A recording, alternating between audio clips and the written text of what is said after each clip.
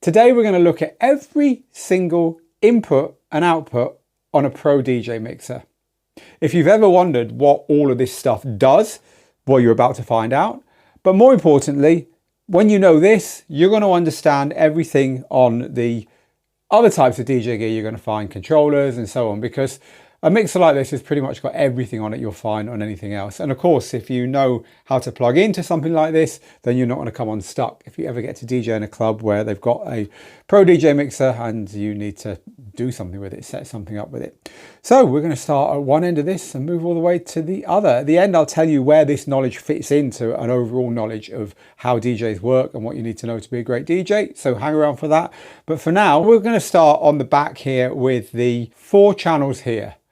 These, as you can see, line up with these 4 sets of controls here.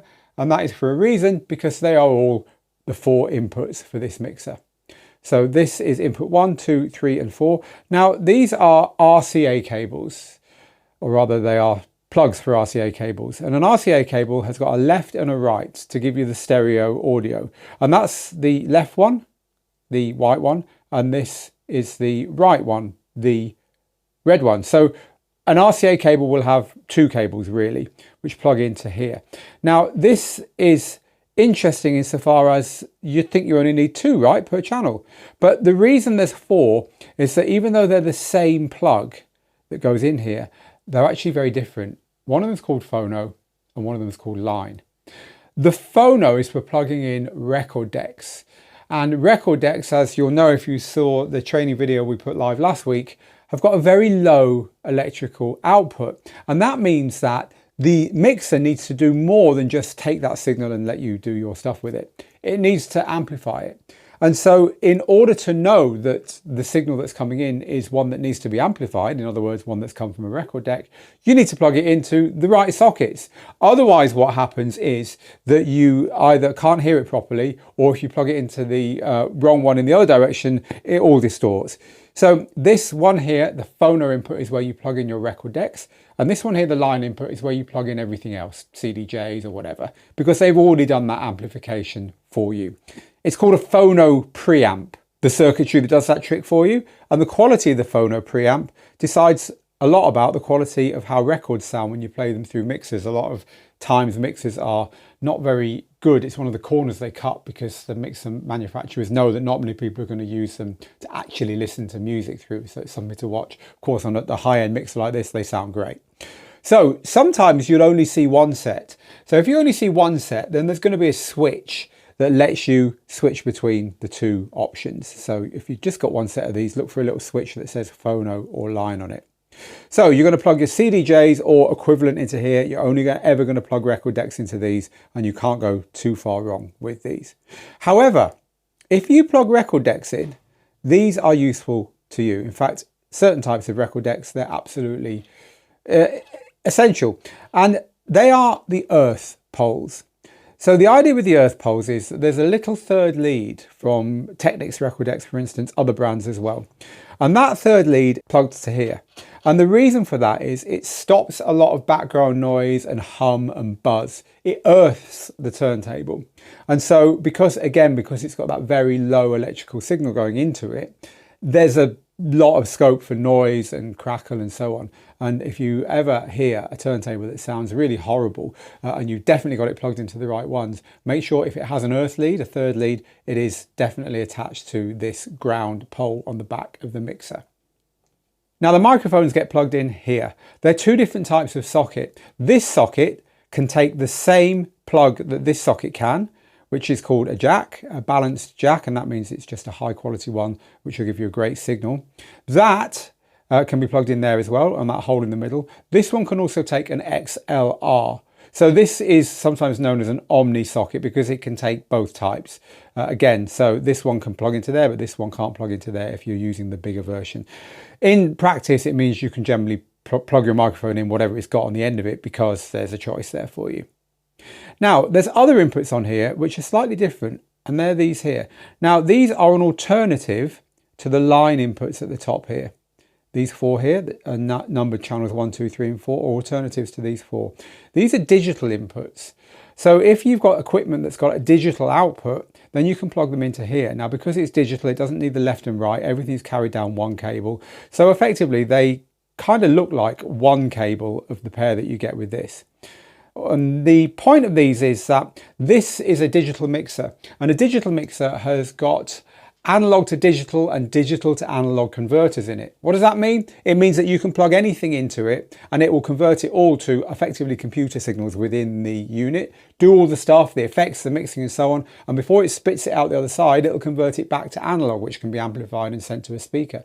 But if you have got equipment that outputs digital, and if you've got equipment after the mixer that can take a digital input, you can stop all this switching from analog to digital back again. It could happen a couple of times on the signal path, and this saves you having to do that. It keeps the signal path cleaner, and it does improve the sound quality in certain circumstances. So that's why these are here, because if you're plugging in the high-end CDJ players, then you can plug a digital signal straight in here, so the CDJ isn't converting and this isn't having to convert back again. And this is the master output that, again, if you've got equipment further down the line that can take digital, again, you can bypass this piece of equipment's converter as well. They're an alternative to the inputs here, and this one is an alternative to the outputs I'm about to show you. So let's talk about the outputs. They're all here. These are the outputs on this mixer, and this has got a really comprehensive set of them. Let's talk about what they do. These here are the master output that gets the same output coming from it as this here, master 2. There's no difference between these two. You turn the master volume up and down on the mixer, and the master volume coming to both of these will go up and down. The difference between them is that these are our old friends, the RCA cables. This will take a simple signal from here and let you plug it into speakers or an amplifier, which can be great if you're just plugging into something that's nearby.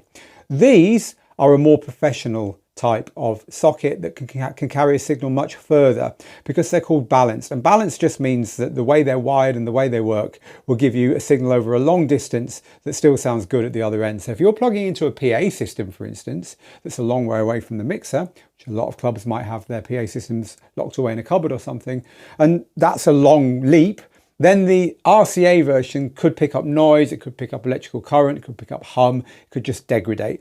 And the bigger sockets there, the ones with the 3 pins on them, solve that. They're called XLRs. And so you have a choice there. At home, these ones are going to be fine. And that's why you don't get XLRs on these, by the way, because the equipment that you plug into these is always going to be very close. So there's absolutely no need for it over shorter distances, just like there's no need if you've got speakers nearby that you want to plug in, as I have here. There's no need to use the balanced outputs on the mixer to plug into the speakers. You can if you want, but it's going to sound fine if you just use that one there. So you get 2 choices for the master output. Now let's move along to these outputs. In fact, these here and these here are the 2 we haven't covered. This one here is the one that you might not have. Only some very high-end DJ gear has this, and high-end mixers. It's a record output, and this takes the output from the mixer before you've put it through the master volume output. In other words, you can be turning the master volume up and down. As people arrive at the venue that you're playing in, you might want to turn the music up. If it's early, you might have it turned down. You might be turning the volume a little bit lower for the warm-up DJs, and then it's deliberately turned up louder. There's a little trick that some venues use to make the guest DJs sound better. All of that will happen on any recording you're making of the night as well. Now, you don't want that, right? No one gains when you share a recording of a DJ set by being shown that the volume was turned up because the club suddenly got busy or whatever. So the record output lets you record what you're doing on the mixer before you've used the master volume control. So this is the place to plug in if you've got something you want to record on, and then you can avoid that happening. Now this one here, the booth output, is designed to give you a separate output for the speakers in the DJ booth as opposed to the speakers in the club. And the idea about this is that you get a separate volume control on the front of the unit for that. So that means that when the club's rocking, when your club volume is set, everyone's happy, and you're DJing and you're mixing, you can turn the booth volume, the booth of course being the DJ booth, you can turn the booth volume up to help you with your transitions, and then you can turn it down to chat to people or to save your poor old ears or whatever. It's an independent output with its own volume control, and sometimes has its own EQ, so you can have different bass and treble settings in the DJ booth to what the club is hearing. So this is a comprehensive set of outputs on this particular mixer. So what about these? This is another input and output that does something slightly differently. High-end DJ mixers like this let you send signals from your channels to external devices, which is usually external effects units.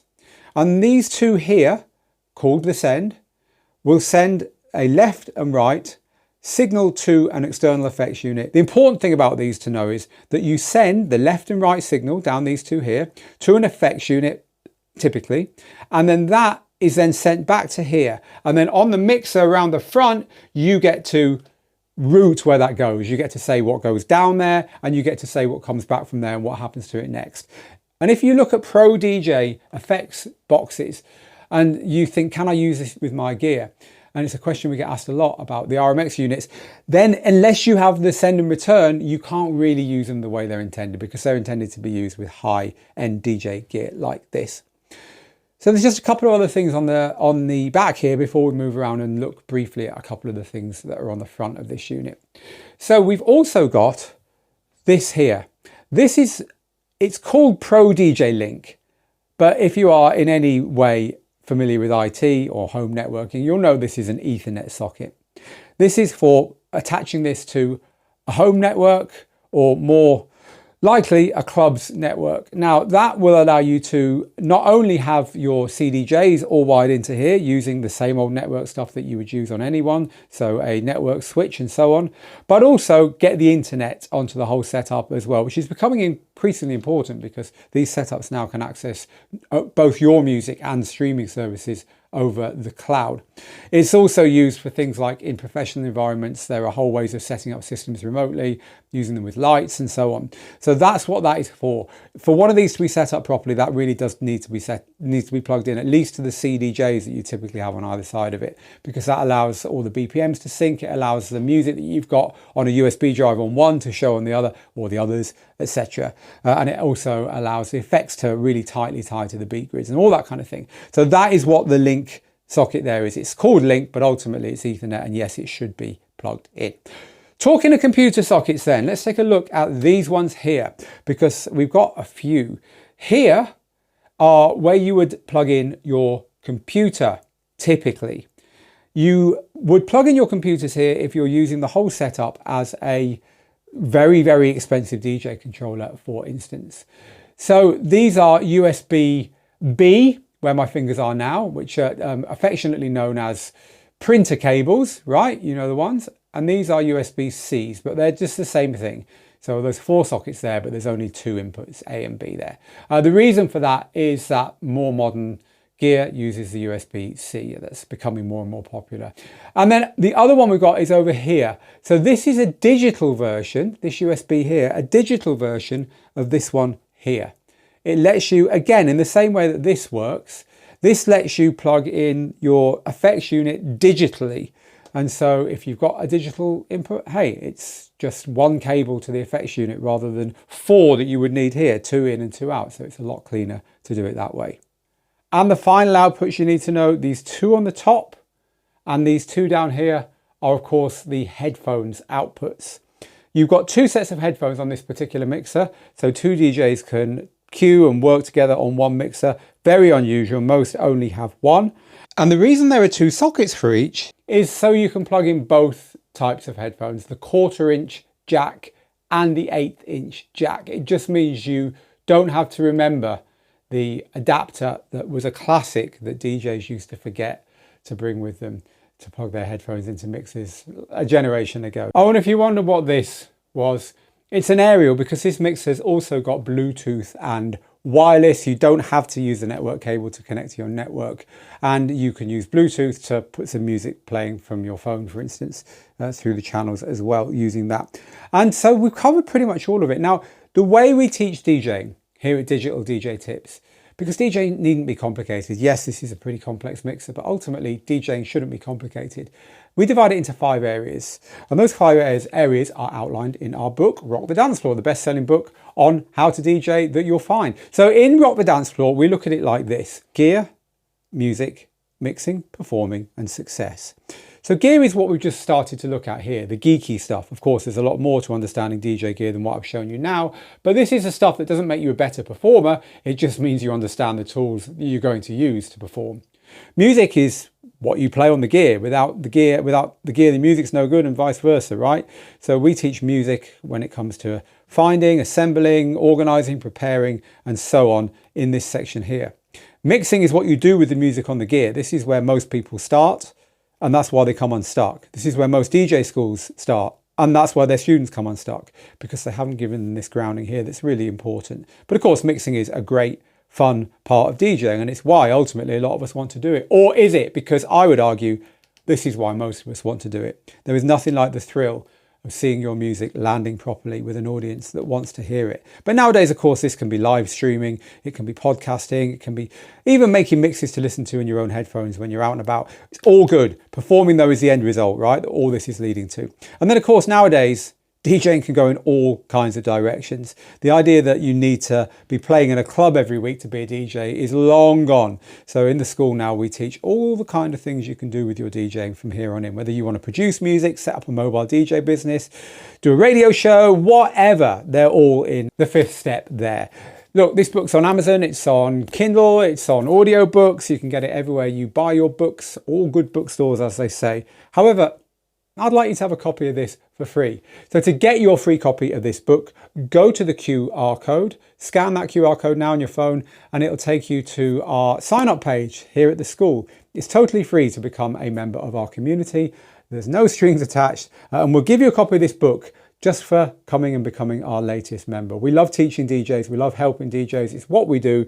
And one day we'd love you to grab one of our DJ courses, but that's another conversation. For now, go sign up, grab your free copy of the book, learn about those 5 steps, learn a lot more about mixers and controllers and decks and all the DJ gear, of which we've only looked at one piece today, the mixer. And come and join us. We'd love to have you. Right, that's it for me today. Thank you for joining. Phil here at Digital DJ Tips saying, get good, get out there, make the moments. I'll see you again very soon. Bye for now.